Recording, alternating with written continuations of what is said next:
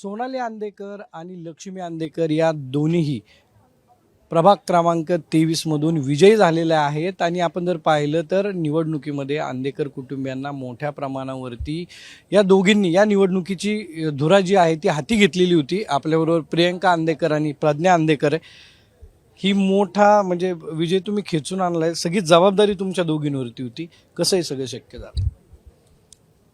शक्य हे सगळ्या गोष्टी पाहायला गेलं तर सगळ्यांनी साथ दिली. सगळ्यांनी आम्हाला खूप समजून घेतलं आणि त्यातून जे जे काही स्टेप बाय आम्ही करत गेलो, सगळ्या गोष्टी अचीव करत गेलो, ते इथपर्यंत आम्ही पोहोचलोय.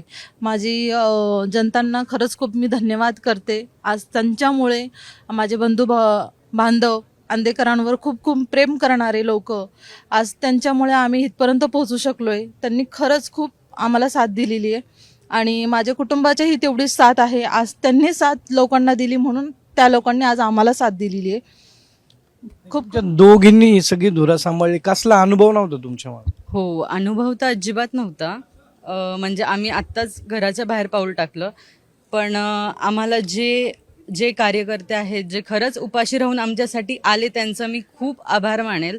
आणि मी आज म्हणेल की खरंच आशीर्वादाने आणि तुमचे जे काही अश्रू होते कुटुंबाबाबतीत, आंदेकर कुटुंबाबाबतीत, ते आज तुम्ही पोचपावती दिली, त्याच्याबद्दल खरंच खूप खूप धन्यवाद आणि आभार तुमचे. दोघींच्या डोळ्यात अश्रू.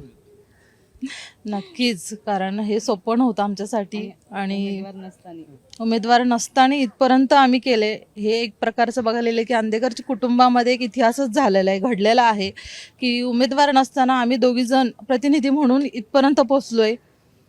आणि इतकंच म्हणेल, नेकी का काम आंदेकर का नाम, आंदेकरांना मत म्हणजे विकास कामाला मत. अजितदादांचं खूप खूप धन्यवाद. त्यांनी जो विश्वास दाखवलाय, जनतेचा धन्यवाद. त्यांनी आमच्यावरती विश्वास दाखवला आणि खरंच त्यांनी आम्हाला आशीर्वाद दिला. आज त्यांचं फळप्राप्ती मिळाली आम्हाला. आरोप पण होत होते, गुंडा आंदेकर, दहशत आहे. मग हे तर सगळं तुम्ही जनतेने तर स्वीकारलं, जनतेच्या कोर्टात गेलं. जनतेने आता न्याय दिला. कोर्टाकडनं राहिलेला आहे.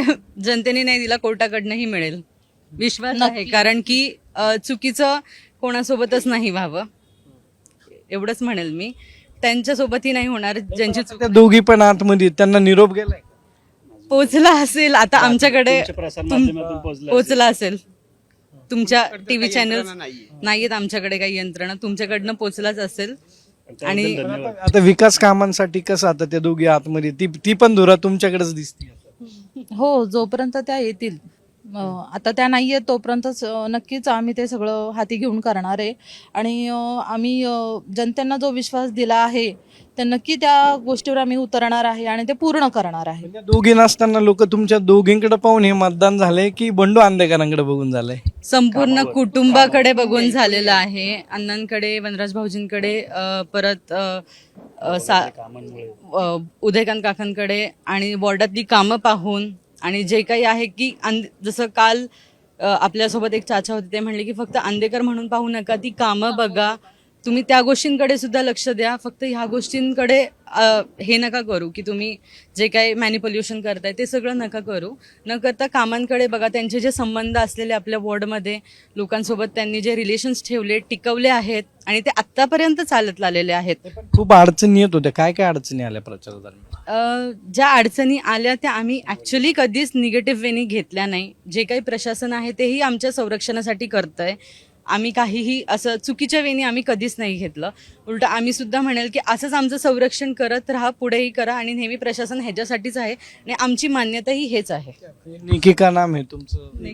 काम आंदेकर का नाम. आपण जर बघितलं तर आंदेकर जे आहेत ते दोन्ही विजय झालेले आहेत आणि या दोघींनी पूर्ण प्रचाराची धुरा जी आहे ती सांभाळली होती. कॅमेरामॅन किरण कादेसह सागरवाड, साम टीव्ही, पुणे. महाराष्ट्रातील सर्व बातम्यांचे विश्वासार्ह व्यासपीठ. सकाळच्या सर्व सोशल मीडिया प्लॅटफॉर्मला लाईक, फॉलो आणि सबस्क्राईब करा. तसंच सर्व नोटिफिकेशनसाठी बेल आयकॉन प्रेस करायला विसरू नका.